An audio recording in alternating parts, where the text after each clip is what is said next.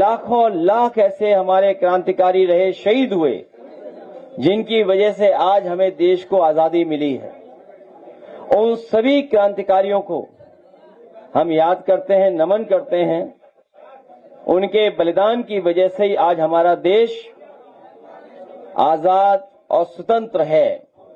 जहां हम राष्ट्रपिता महात्मा गांधी जी को याद कर रहे हैं, भगत सिंह जी को, चंद्रशेखर आजाद और तमाम क्रांतिकारी जिनके हम नाम नहीं ले पा रहे, बड़ी संख्या में क्रांतिकारी लोग रहे। और आजादी के बाद बाबा साहेब भीमराव अम्बेडकर जी ने जो हमें संविधान दिया, और जिस संविधान पे हमारा देश चल रहा है, जितना हमारा संविधान मजबूत होगा उतना ही हमारा लोकतंत्र मजबूत होगा। और जितना हम आप सब लोग लोकतंत्र को मजबूत करना चाहते हैं, उन्हें हम सबको मिलकर के संविधान को भी मजबूत करना है। तो जहां बाबा साहेब भीमराव अम्बेडकर जी को याद कर रहे हैं, वहीं डॉक्टर राम मनोहर लोहिया, आचार्य नरेंद्र देव, जयप्रकाश जी और नेताजी, जिन्होंने हमें आपको समाजवादी आंदोलन दिया है। जहां हम 15 अगस्त को देश खुशहाल हो, तरक्की करे, दुनिया में हमारा देश भी आगे बढ़ता हुआ दिखाई दे, विकसित भारत बने, किसान खुशहाल हो, हर नौजवान को नौकरी रोजगार मिले, हमारे व्यापारी भी तरक्की करें और कम से कम दुनिया के व्यापार में अपना स्थान बनाएं।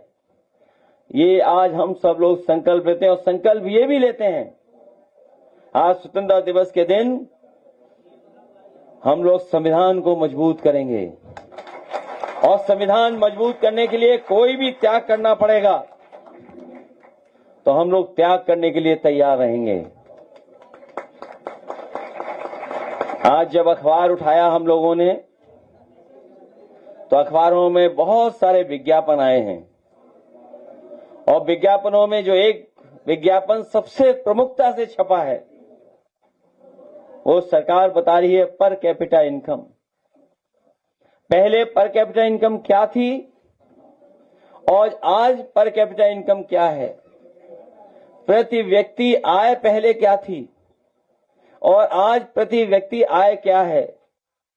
सरकार बता रही है कि उन्होंने दुगनी तरक्की की है, लेकिन सच्चाई कुछ और है।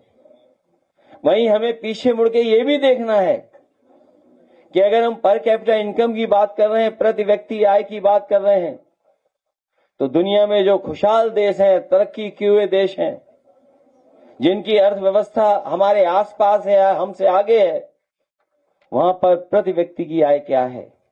अगर हम तुलना करें तो हमारा भारत देश कहीं भी टिकता नहीं, कहीं भी दिखाई नहीं देता है।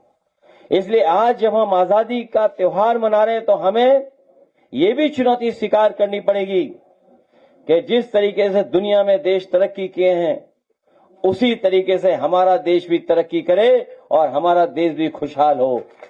और खुशहाली के लिए सबसे ज्यादा जरूरी है कि हमारा किसान खुशहाल हो, हमारी खेती बाड़ी अच्छी हो, पैदावार अच्छी हो, हमारे किसान के खेतों तक पानी पहुंचे, समय पर बीज मिले, समय पर उसे खाद उपलब्ध हो जाए, समय पर कीटनाशक दवाइयां मिल जाएं, और समय पे ही जब पैदावार तैयार हो जाए तो उसे कीमत मिल जाए।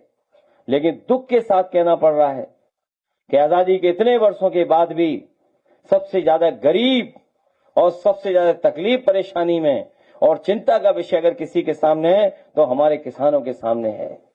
जहां हम पर कैपिटा प्रति व्यक्ति आय की बात कर रहे हैं, वहीं हमें करोड़ों परिवारों को राशन देना पड़ रहा है। दुनिया में शायद कोई देश ऐसा नहीं होगा जहां पर इतना राशन देना पड़ रहा हो हमारे गरीबों को।